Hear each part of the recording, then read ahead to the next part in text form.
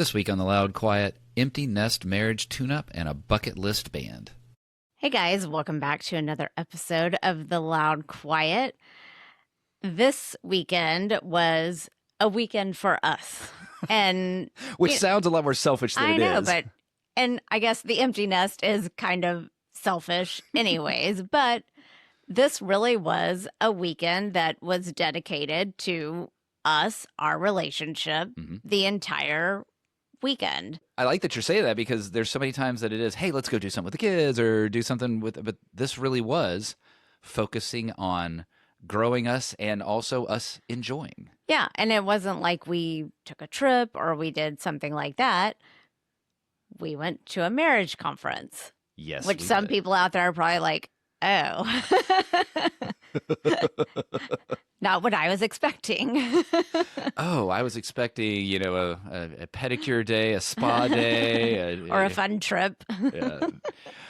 It was, when we first became aware of it, it's something that our church puts on every year. It was almost I guess we should. I know, do it. yeah. When we saw it, we were like, all right, we have nothing else that weekend. might as well. We'll go. We didn't go last year because we had something. We went the year before, and it was good. We were kind of like, we're here. We'll go. Got nothing else going on, which is such not the right attitude towards developing our marriage and our relationship. And I know that I was going into this weekend absolutely with this mindset of, all right, yeah, we'll go. Maybe we'll hear some, and maybe we'll see some people, and it was this sort of, we don't really, and this is going to sound so dangerous, but I didn't feel like we, quote, needed the weekend. And if anyone from our church is listening, we so appreciate that our church puts this on and the hard work that goes into it. It is always a great event. Oh yeah, this is more about this is not an indictment on the event. No. This is an indictment on us. My attitude going into it. Yes. And a lot of it is almost what we learned in it. So much of the attitude was informed by and we to some degree were focused on other things than us. We were focused on the book launch celebration. We were focused on how do we plan getting Tegan back? How do we plan the next vacation? How do we go to World Cup matches? Like all the stuff that we talked about being kind of busy last week when we were talking about summer. All of that fed into this lack of, I don't want to say awareness, but lack of focus on working on us, the married couple in the empty nest. And we even said after the Friday night session, we really didn't talk about it much on the way home.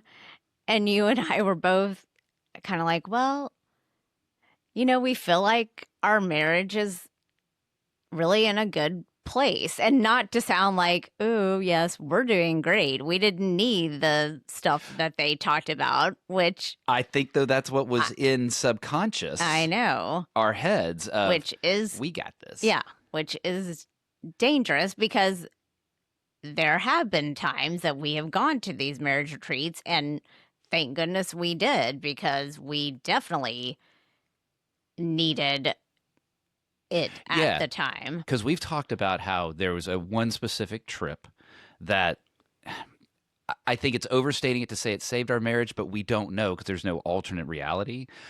We don't talk a lot about how some of these retreats, again, whether it's saved, I don't know what the alternate reality is, but it helped us address serious fundamental issues in our marriage at that time that we weren't feeling existed now at this time. I also think that there's a smugness that comes now. Not every empty nest couple has been married for decades, but many empty nest couples have been married for decades, and we're one of those. And I think there's a smugness, and I'm purposely using that word, that comes with, and we've got experience. We can solve this. We got this. Oh, we know what they'll be talking about. And I think the information was very good. And I think there were things that came out of it that yes, were very good. And I think that it's great for every couple, no matter what stage of marriage you are in. There were people there that had been married 6 months. There were people there that had been married 60 years. It Yes. just shows you that it doesn't matter what stage you're in or how you feel your marriage is going. Just being in that room, Hmm. you're going to get information that you may not think that you need at that time, but just hearing it, you will get some nugget Well, that you will need. Maybe not right then, but it will sit there mhm. and it may come out in the next week, the next month, the next year. And that's what sleeping on it, Mm-hmm. and not consciously sleeping on it, but when I did my quiet time Bible study time in the Saturday morning, I was convicted of what I just said here, that I had gone into this an event that is designed to help improve the most important relationship on this earth that I and thus we have. And I was being somewhat glib or flippant about it. And I had the wrong mentality. And I was convicted of it. And I changed my mentality that morning. And I thought it was interesting when we talked that morning on the way there that you said something very Yeah. similar. Uh-huh. I journal in the morning, and I said, please, I want to get something out of this morning. Again, not that I didn't get anything out of Friday night. And I will say they had my two favorite candies because they do a whole sweets bar and they had a huge charcuterie set up. And they had hot tamales and chocolate covered raisins. And those are my two favorites that I never buy. And So yes, see, those you were got two of my something out favorite. of it. Yeah. No. But I did. I actually journaled, I'm just, praying that I will hear something today that hits me in a way that I Mhm. didn't get hit last night. And for sure we did. And it is amazing how that proves that the content can be spectacular in anything you're doing. This could be a marriage conference, this could be business, this could be any conversation. But if your mentality is one of, Mm-hmm. "Oh, I got this, I don't need this," you're going to miss it. Yeah. And I missed it initially. We missed it initially. Thankfully, we were able to think back on Friday night and bring some of those lessons forward. And everything that we heard on Saturday was Yeah. incredibly valuable. And again, like love languages. How many times have we heard love languages? And yet, the way it was described and expanded upon opened yours and my eyes to ways that even today we can improve how we love on each other. And we started to have those conversations. Anyone who got married or dated in, I don't even know when that book came out, 90s. It felt very 90s its yeah. heyday, but then again, that's when it was most intense Right. to us because we were dating and Probably was gifted that book or has seen that book, And so, yes, we have read the love languages. We were on another podcast and a question was asked to us, what is a book that in your life that has, changed your perspective on things? And I actually chose that book because it really did show how people love each other and how you receive love. It really, does show that. and it gives you a framework to communicate that to the person that you are loving, especially because your natural instinct may be to love in the way that you want to be loved. And that may not be the way that That's you right. want to be loved. If you don't know this book, we'll put a link in the show notes so that you can get it. And if you don't have it already, but that'll give you a path to get there quickly. And now they've even expanded on it to include, it's called Dialects, and it even goes further into each of the love languages and divides it out into specific areas. Mhm. And so, yeah, it was just so interesting. And so now you and I want to go take this deeper quiz. Mm-hmm.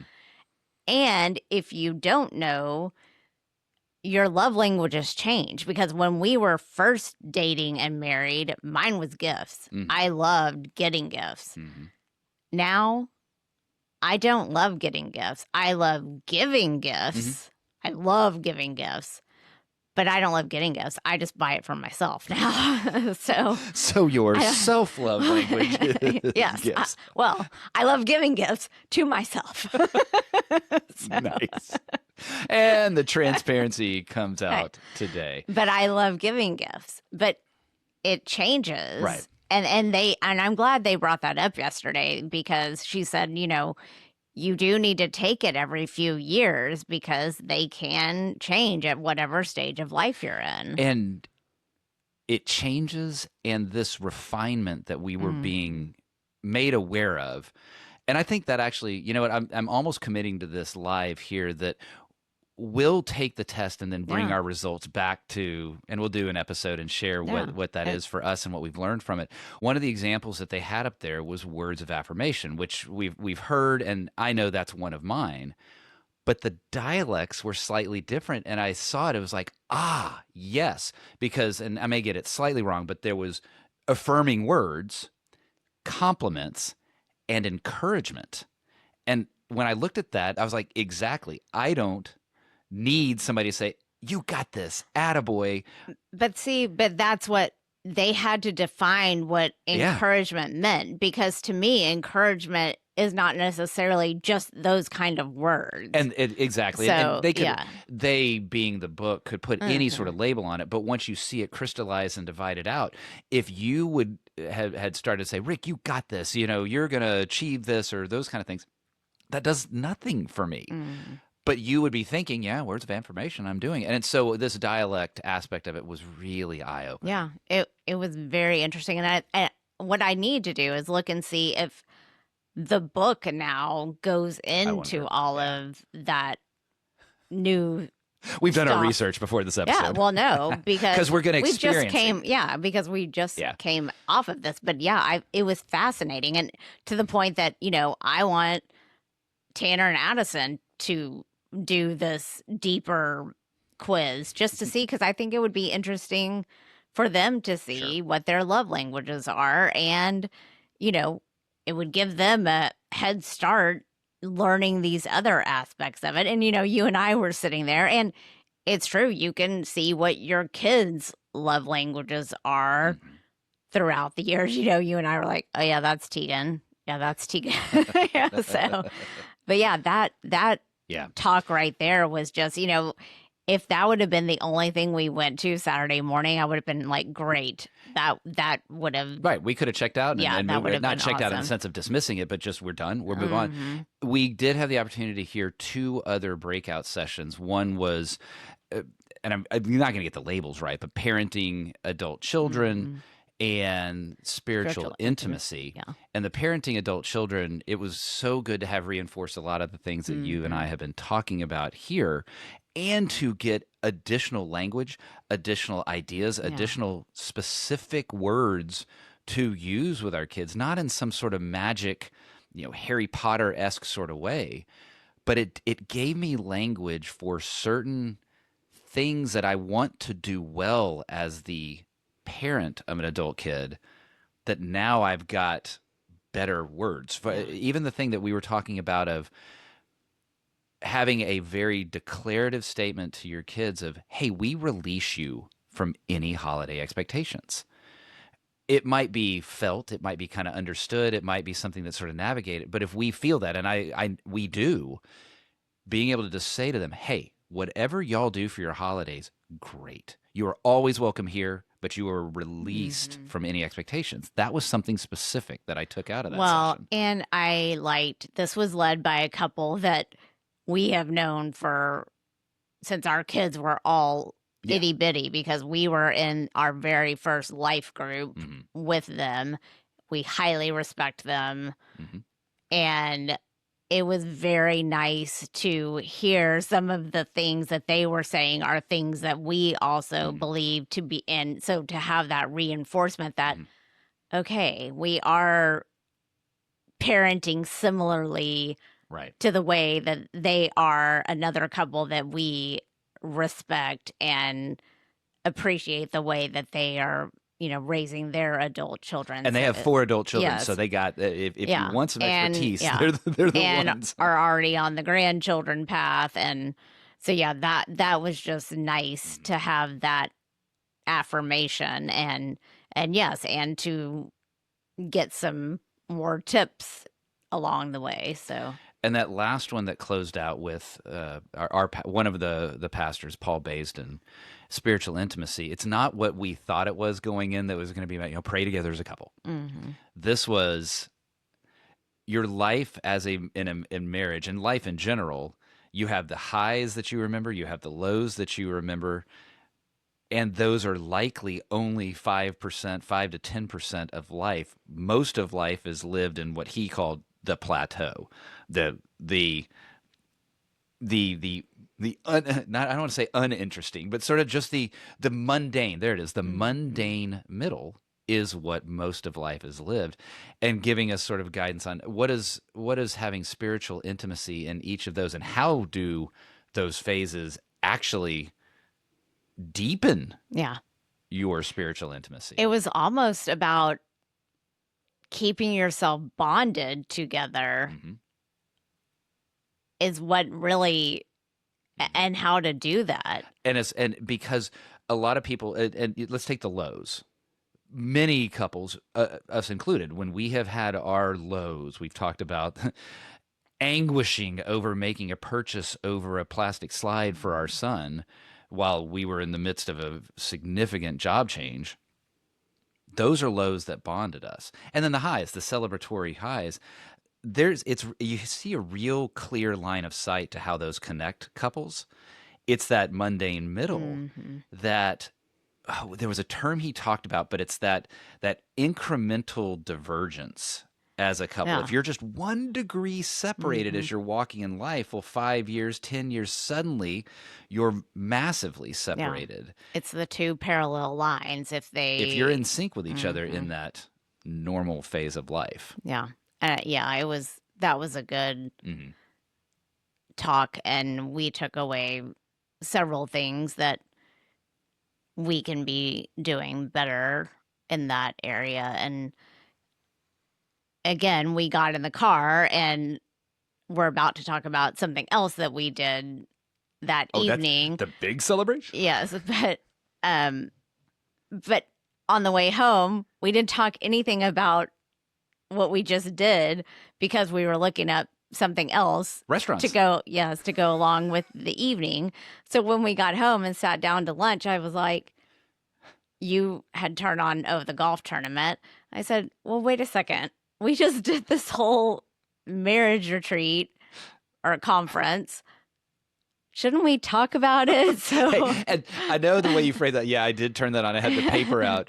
I think you had been kind of distracted too, but it was so good of you to say, hey, wait a second. We probably would benefit from dissecting. Yeah. And so we did. We sat there for a good, I'd say 30, 45 minutes and talked about some of the things that we had learned.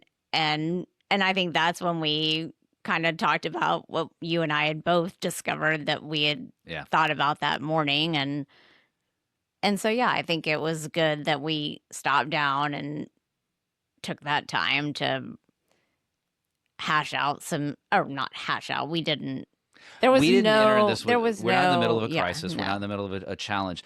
I think, though, that if I were to say, there's a risk in this because I never just say one thing, but if I were to really want one big theme to come out of this, and that is and then I also share this with you, the listener and the viewer, even with decades of marriage experience, and even if things are going well, there's always the opportunity to tune it up. I take my truck in to get its oil changed.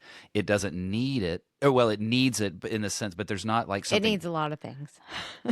Fine, but it's not falling apart. Like, it's not falling apart. Are you killing my analogy here?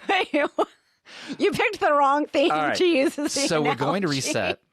So when I take Tegan's Subaru in, there are no major issues with it, but we take it in to Yeah. replace the oil because that's important for maintenance. There wasn't a reason to bring it in other than that's maintenance. And that's something that Yeah. this weekend reminded me that maintenance isn't just, it is, but it isn't just date night. It isn't just travel. It's also taking the time to learn from others how to make a great marriage. Or what do they say? Love each other well. Yeah. We take care of our bodies. We take care of Mhm. our house. We take care of so many things, Mhm. but we neglect sometimes the most important relationship that's right here. And the neglect comes when it's kind of going all Yeah. right, and that's the Uh-huh. highest risk Yes. moment. Now, what we didn't do is we didn't neglect our relationship with what we did Saturday night. And this was something that was pretty impulsive because we had found on it was well, You came to me. I did. Yes, no, Yeah. this I little pat on the back. I Yes. had this idea. Mhm. Well, there were $19 tickets for an artist that we both have enjoyed. You particularly had wanted to see them and had a very specific thing of saying when you wanted to see them. Yes. So what did we figure out in It was January of 2024. Yes. We did an episode about bands that we want to see before they die? before. And Little dark. this was mine, and it is Air Supply, and they have come to our area several times, but we have always been out of town or had a kid event. We have never been able to see them. Never been able to see them. No. And it's an hour away. It wasn't even all that No. far away. So Rick said, hey, Air Supply is going to be at WinStar, which is the casino in Oklahoma, and the tickets are $19. Now, this arena is not big, and the seats were, up top. I don't care. You can still hear, and they have big screens. So it was late, I guess mid last week, and I was like, well, I don't know. Let's see. What if something happens later in the week and then you're like, I don't want to go. So on Monday of this week, I said, you know what? Buy them. It's $40. Even if we don't go, it's $40. So then I was like, I am going to be so mad if I don't see this band. I mean, this has been a band that, this is the CD that, we listened to and wore out in our dating, young married. We wore that out. I mean, I had a cassette of it before the Yeah. CD. I still remember my dad's cassette of this Yeah. greatest hits album. I have just, I love them. I Yeah. mean, every video that went on last night, because they'd put a video sometimes up with the song. I mean, I knew the words to every single song except for one. There was one song that I did. Oh, and the new one. I was going to say, you didn't know the well, ones the of new the new one. Which which they have a y'all, new song and a new album coming out. And Rick and I were like, what? y'all are in your 70s. They are 76 and 77. Yeah. And actually, we're not going to go into it, but that song was actually all right. Yeah. The new song is Usually- good. Yeah. Usually new songs from bands that you just want to hear the classics, you kind of, all right, well, I'll tolerate. Maybe I'll go to the bathroom now. No, it's actually a pretty No, good song. it was good. Yeah. I mean, it. The first song, if you know Air Supply, so the first song they came out and did was "Sweet Dreams." I started crying. I mean, and I hear my kids say when they go see their artist that they've been dying to see. Tegan especially. She's like, I cried, and I was like, I can't believe I'm crying at Air Supply, but it just has that special place in my heart, and especially because it was so special to us. Yeah. And they almost are a testament of how we've always treated our relationship, that it is, we've treated our relationship with deep romance and love and sweetness. and silliness. Mm. There's a line in one of their famous songs that cracks us up every time because it is the most over the top line. The beating of my heart is a drum and it's lost and it's looking for a rhythm like you. Come on. I mean, And we love it and we laugh and and it's our relationship. We're and sweet and we laugh. It's us. I can still remember when, because that song used to come on and I never really paid attention to that line because you just kind of sing it or sing what you thought it was saying. But I still remember when we pulled out like the notes and we're like, what does that line say? And then you see it and you're like, oh my gosh, that's really what it says. And I mean, And that's it. Like that is yeah. I the music is sweet. The musical talent is definitely there. And they were still killing it. Yeah. I mean, it was amazing. And they love their fans. Everyone was singing. They were encouraging everyone to sing. They're just genuine. Told I mean, some stories that we didn't know. We haven't done deep research on the band. This is common knowledge to anybody who probably has. We didn't know how the two dudes met. Yeah. And to find how they met, what a fun little story. Yeah. And they were doing some storytelling and that throughout the evening. It just made for a great show. It was. And our friends Brandy and Brian went with us, so that made it at the last minute. So that made it just even really more fun. Last minute. I think. Yeah. I mean, they just got off of a European cruise, and I was like, I don't know, y'all might be too jet lagged, and they're like, oh no, we'll go, and so yeah, they came. We ate at a great restaurant in Gainesville, which we didn't know there Texas, was. We didn't know there was great restaurants in Gainesville, and so yeah, it was just a fun evening to round out a great weekend. It's all about, this is some of the elements of Say Yes, because this was semi-impulsive. Now, it helps when tickets are inexpensive, right? If it were a $200 ticket, we might have had a hesitation or two there. Yeah. That would have been interesting, though, because it was easy with 19. I think we just can say that. It just, because this was such a thing for me, and that's, nostalgia is such a big part of this, and there's a chapter in the book that we had just gone to see, Inside Out 2, and we made up our own characters and what they would be. Which emotions. Emotions. And I guess nostalgia was one in the movie. I guess we talked about we kind of vamped on them a little bit. And so we talk about nostalgia in the book. So if you want to read about that, you can go out and get the book at theloudquiet.com and Amazon. And so it just really was, it just took me back to sitting in your apartment, or, it warmed my heart. And it just, for it to coincide with the weekend that we did a marriage conference, just put a little bow on it. I almost wanted to, stand up in the middle of the room and be like, hey, if anybody's looking for a date night idea, you may not have realized this, but and I even said, I wonder if anybody from the conference was there. It's a big enough venue that we totally could have not seen people had they been there. It was a sweet way to do that. There were a lot of people with canes trying to get up the stairs. Because, they even said, some of y'all have been with us for decades. Established 1975. Yeah. I was one. I know. The band is essentially you were two. Our age. Yeah. So that was a fun weekend, and capped off with a little air supply. Hope y'all enjoyed that. Truly, go out there and if find resources to help improve your marriage, whether it's at its high, whether it's in a moment that needs its repair. We definitely benefited from it. And then, go tap into those nostalgia moments and those nostalgia bands. Hope y'all enjoyed this week's episode of The Loud Quiet.